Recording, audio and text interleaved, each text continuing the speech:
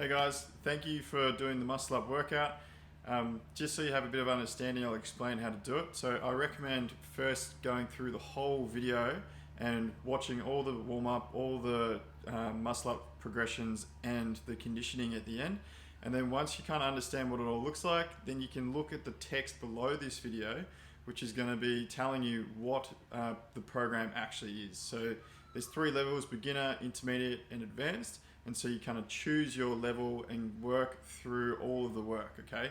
So I'm just going to be showing you in the video the progressions, the warm up, all that stuff, but not the total amount of reps and sets that you need to do. But yeah, if you have any questions and you're not sure if you're doing the stuff right, you can message me on Instagram and I'll be happy to give you some cueing and some feedback. But yeah, it's pretty straightforward. Have a good workout and yeah, hopefully you get your muscle up. Okay, so first we're going to be warming up your wrists for the false grip. So start with the back of your hand pressing into the floor, and we're going to start by squeezing a fist and rolling up onto the knuckle. So things to be aware of and to focus on is making sure that your elbows don't bend at all, they stay straight, and that your hands are placed in the right position for your progression. So here they're going to be easier because you're closer towards your knees. And then here it's going to be harder because it's so much further away and the weight of your shoulders will be pushing into the floor. I like to find somewhere just in the middle because it makes it manageable for me, and I can also still get enough pressure through the wrist. So the reps and sets for everything will be labeled below. I'm just going to show you as much as needed for the movements. Next, you're going to turn your fingers back towards your knees. And you're going to sit onto your knees with your elbows locked out and your weight trying to shift back towards your feet. Now, what we're going to do is now lift your fingers and squeeze like you're trying to get your fingertips to touch your forearms. So there's this huge pump and squeeze happening in your forearms now. And you're really, really, really pushing, trying to get your fingers to turn up and in towards your forearm. It's really easy to just let them kind of like lift up and point back towards you, so try and curl them back. And then the last one, you're going to turn your fingers back towards your knees the opposite way, and then you're going to sit back onto your heels as much as you can, keeping the elbows locked out. And this is going to be a nice stretch in the forearms, just to kind of like open up all that tension that you built from doing the false grip squeeze. Then once you've done, shake the hands out and move on. Next, we're moving on to a passive hang, which is very simple. You're going to need a timer for this and obviously either a bar or rings, but you should have rings because we're doing muscle ups on the rings. So start your timer and you're going for the set time, which is in the description below. And what I like to do here is think about trying to, or at the beginning anyway, trying to be as relaxed as possible. I like to move my body around and twist to see if there's tight areas that need to be addressed. But pretty much I'm just like exploring my shoulders, exploring my lower back, my body, just to see if I need to give something more attention. Sometimes I get some nice cracks through my shoulders and my spine, even my lower back as well. So you can kind of play around whatever suits you best. You can even go through some phases of activating the scaps to turn the lats on and then being fully relaxed, moving the head forwards and backwards. Yeah, just kind of play around with it a bit. There's no right or wrong. The only thing I would say is don't move too quickly. Don't be sitting there just doing heaps and heaps of reps or heaps of twitchy movements. Try and make it like slow and controlled, chill, like super passive and relaxed. Next, we're coming into bench or box dips. So you're going to need either a box, a bed, a bench, a seat, anything that's kind of firm and that is about like half a meter off the ground. So you might be thinking like, why the hell are we doing bench dips? We're trying to learn how to do muscle ups. Basically, we're warming up this extension of the shoulders. And so the very, very bottom part of this bench dip is what I want you to be focusing on. And each rep, I'm thinking, how far can I get down safely and controlled, and how much opening and stretch can I get in this extension, shoulder extension part? The reason being, if you've got good shoulder extension, it's going to be easier for you to get through the transition into your dip from the muscle up. And the more extension you have, the lower you can kind of transition through. which in terms kind of gives you more space to move. So the weight of this won't actually be that hard. You can adjust your feet to make it easier if you need, but what we're focusing on is that range, really sinking down and then pushing back up. So we're back onto the rings. You're going to need some chalk. Now, particularly, you're going to chalk up the pisiform, so that space, the little callus that sits on the bottom of your wrist. And that's where the ring is going to be sitting. You also need a timer, so grab yourself a timer. We're going to do just a 10-second hang of a false grip hang at the beginning. So you get your false grip on the rings, make sure that pisiform is sitting on top of the ring. It's really like locked on. You should feel like you're trying to create a right angle at your ring. Hands will turn out, elbows locked, and then just look up at the rings or forwards and hold for 10 seconds. Now be true to yourself. Get a timer. Don't just count in your head because you'll probably count too quick and it won't be legit.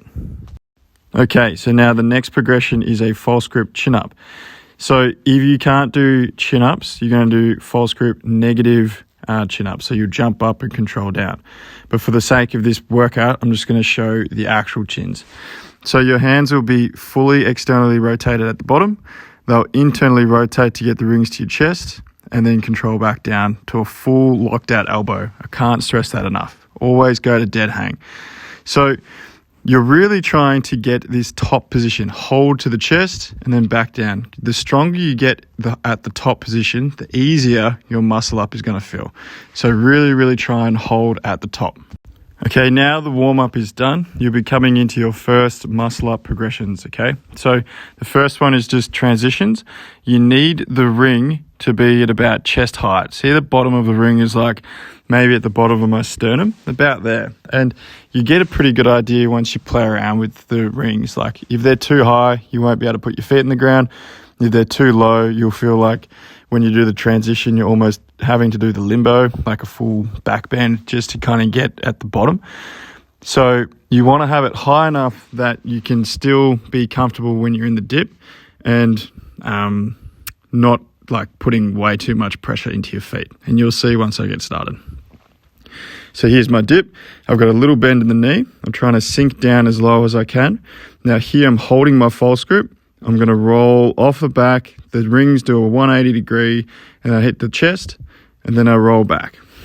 Now, the main thing to focus on is don't let the rings leave your chest like this. You want to make sure the rings are touching you the whole time.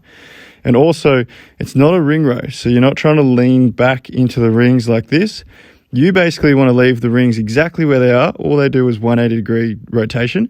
You drop straight down, the rings don't move, and then you transition over the rings. So you have to really understand that point. The rings aren't moving.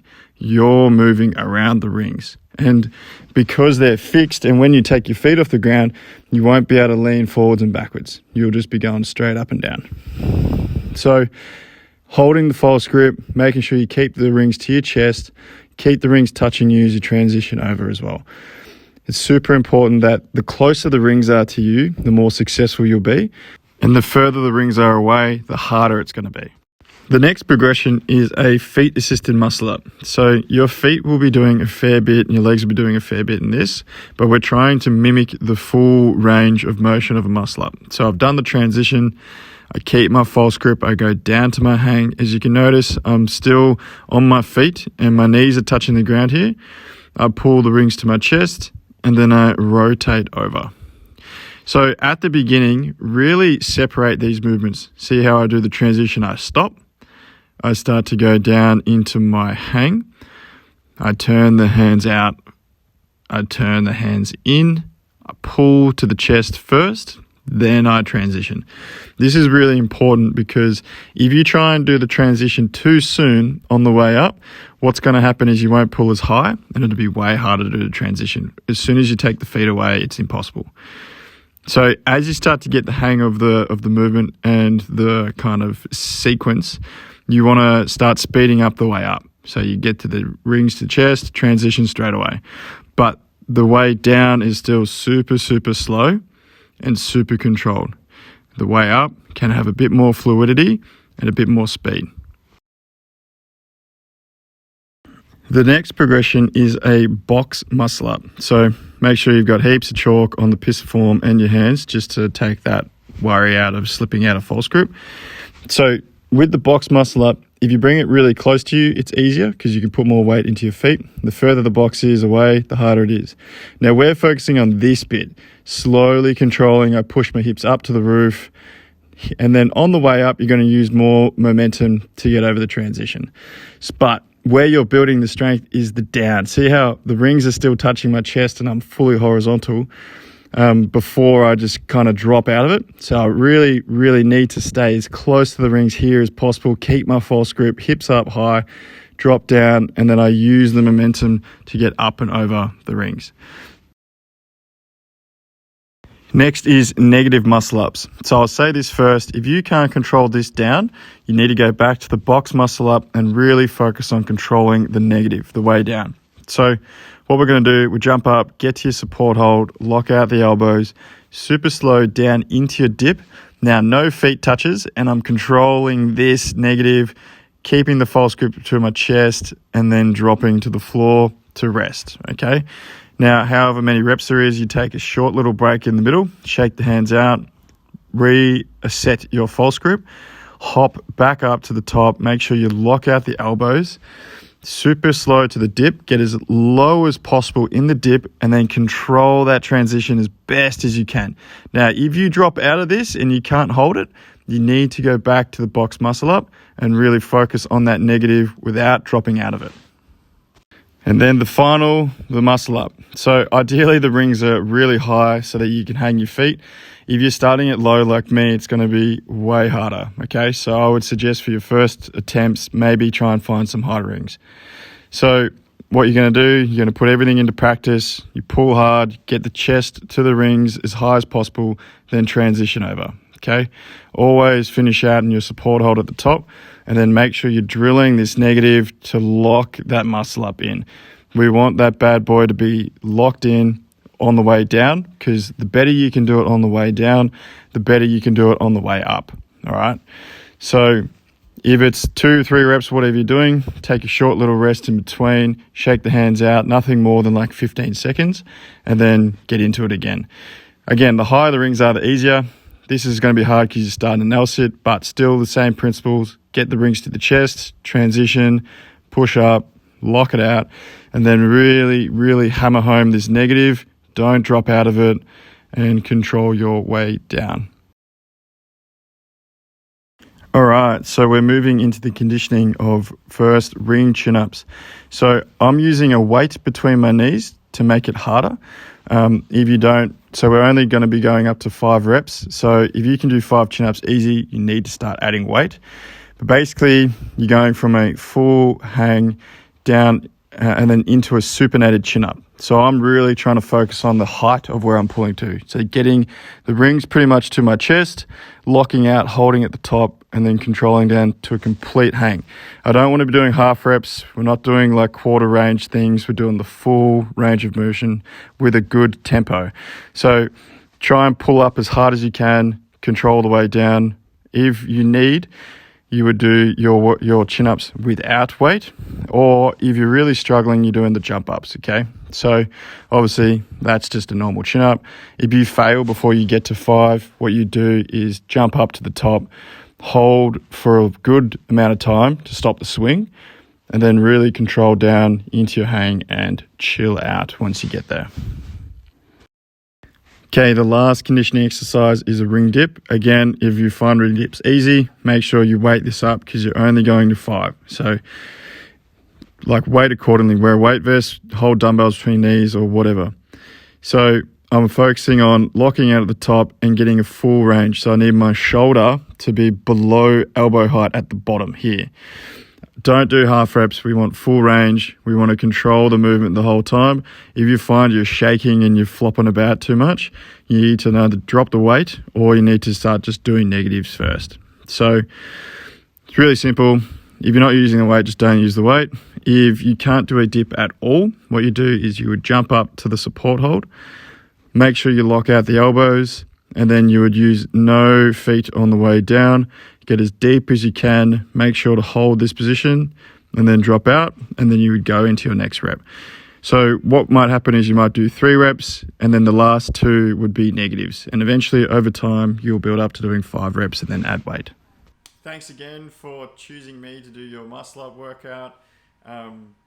Yeah, I hope you enjoyed it. I hope it was clear enough, and I hope it might be the breakthrough that you need to get your first muscle up, or at least start you on your journey so you can get one.